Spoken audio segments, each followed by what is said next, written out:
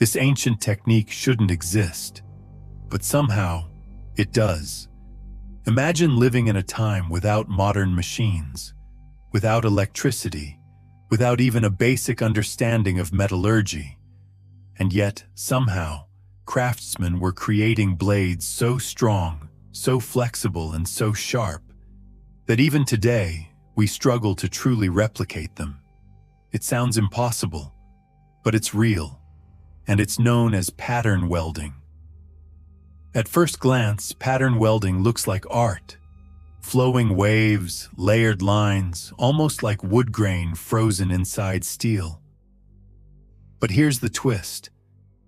Those patterns aren't decoration. They're the result of a process so advanced, so counterintuitive, that it feels like it shouldn't have been discovered until much later. Because instead of using one solid piece of metal, ancient blacksmiths did something completely different. They took layers of iron and steel, two materials with very different properties, and forged them together.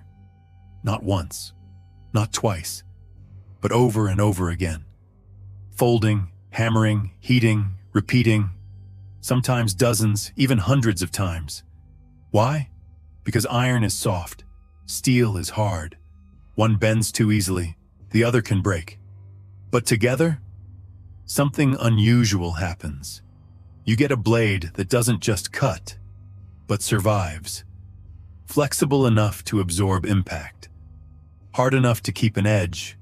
Strong enough to resist breaking. It's like combining opposites to create something better than both. And the craziest part? These ancient smiths didn't have modern theories.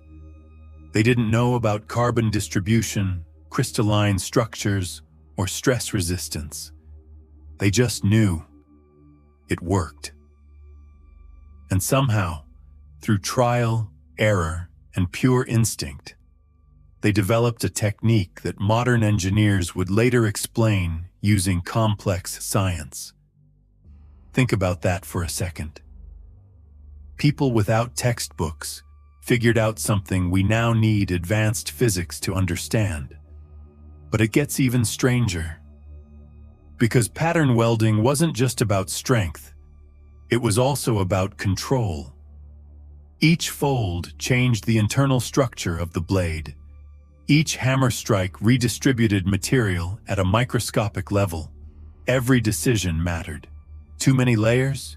You weaken the structure. Too few? You lose the balance. So every blade became a signature, a fingerprint of the blacksmith who made it. And that's why no two pattern-welded blades are ever exactly the same. Now here's where things get controversial. For a long time, people believed these blades had almost mythical qualities. Stories spread about swords that could cut through armor, bend without breaking, and stay razor-sharp after countless battles. Some of those stories were exaggerated, but not all of them. Because even today, when experts try to recreate ancient pattern-welded weapons using modern tools, they often struggle to match the same balance of strength and flexibility. Let that sink in. With all our technology, we're still chasing something discovered centuries ago. So the real question isn't just how they did it, it's why we forgot. Why did knowledge this powerful fade into history? Why did techniques that clearly worked disappear, only to be rediscovered much later? Some believe it was the loss of master craftsmen. Others think industrialization replaced skill with speed. And maybe, just maybe, we underestimated how much ancient people actually understood. Because pattern welding isn't just a technique, it's proof. Proof that innovation doesn't always move forward in a straight line. That sometimes the past knew things the future had to relearn. And maybe the most unsettling part of all is wondering what else we've lost. But here's the part almost no one tells you. Pattern welding wasn't supposed to work this well, because when you combine different metals, especially in ancient conditions, things usually go wrong. The materials don't bond properly. Weak points form, cracks spread. The blade fails, sometimes catastrophically. Even today, metallurgy is precise, controlled, calculated.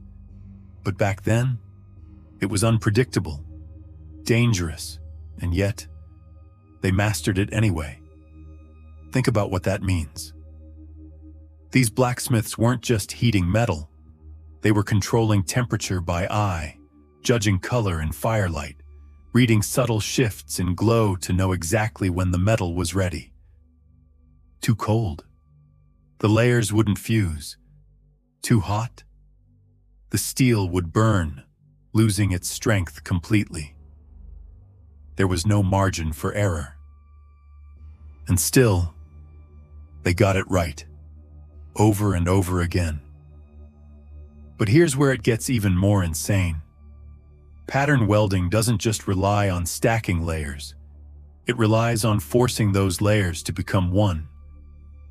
This process is called forge welding, basically pushing separate pieces of metal together under extreme heat and pressure until they fuse at a molecular level. No glue, no modern tools, just fire and force. And somehow, those layers didn't separate. They didn't delaminate. They held together through impact, stress, and time. That alone should be impossible given the limitations they had. So how did they do it? The answer isn't simple, because it wasn't just technique, it was experience. Generations of trial and error passed down, refined slowly over time. Knowledge that wasn't written in books, but stored in hands, in muscle memory, in instinct. A master blacksmith didn't just follow steps, he felt the metal. And that's something modern replication struggles with. Because today, we rely on machines, measurements, exact temperatures. But ancient craftsmen relied on something harder to define. Intuition built from thousands of hours at the forge. And that intuition allowed them to do something even more unbelievable. They could manipulate the pattern itself by twisting the metal, folding it in specific ways, cutting and reforging sections. They weren't just making blades, they were designing internal structures, engineering strength in ways that look like art on the surface, but are actually functional deep inside. Every swirl, every line, tells a story of how that blade was made. And here's the part that really challenges everything we think we know. Because when modern scientists analyze these ancient blades under microscopes, they don't just see layers, they see complex distributions of carbon.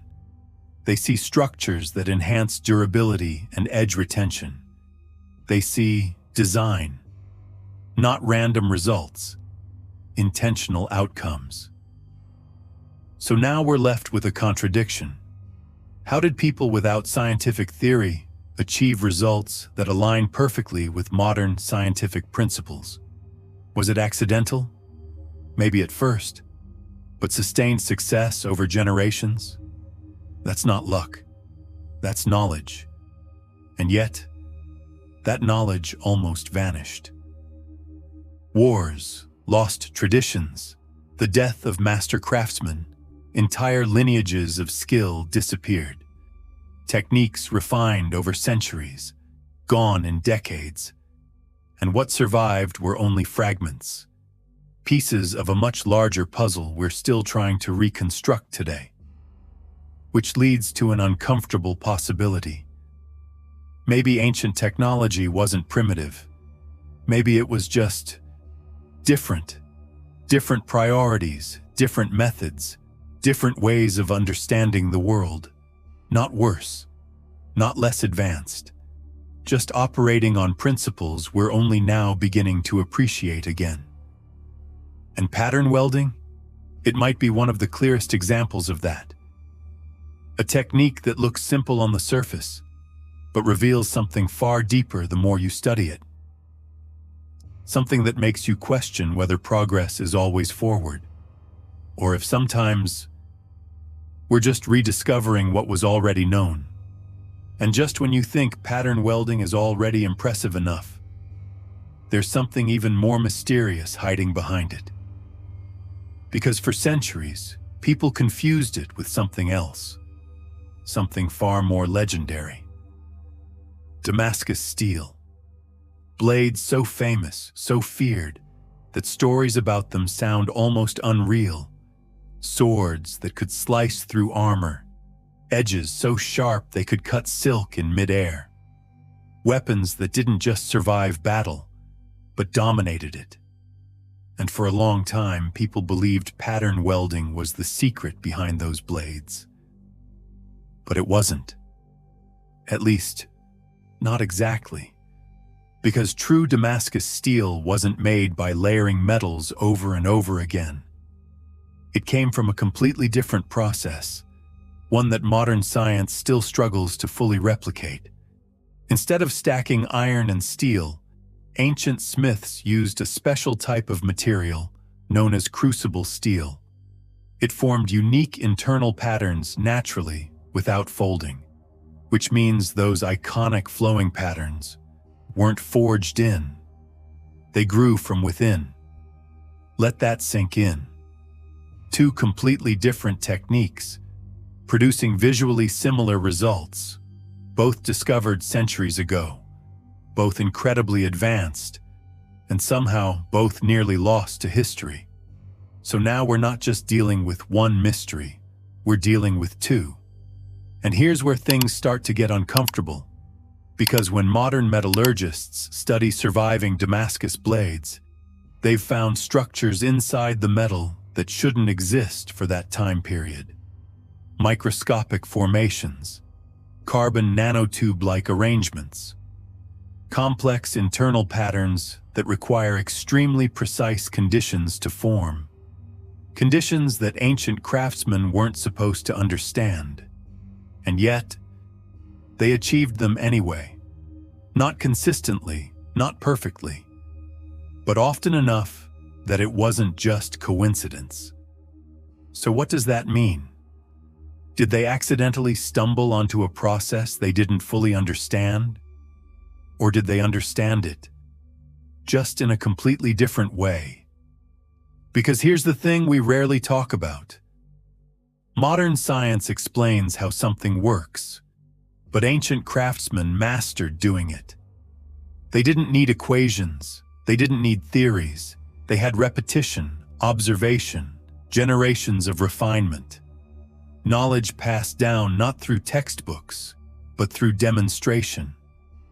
And maybe that kind of knowledge is more powerful than we think. Because once it's gone, it's incredibly hard to recover. That's exactly what happened with true Damascus steel. By the 18th century, the original method had disappeared. Completely. No written records detailed the exact process. No surviving craftsman could fully reproduce it. An entire technology erased. And even today, with advanced labs and modern equipment, we're still trying to recreate what ancient smiths once made by hand. Some have come close, but not close enough. Which brings us back to pattern welding. Because while true Damascus steel was lost, pattern welding survived, at least partially.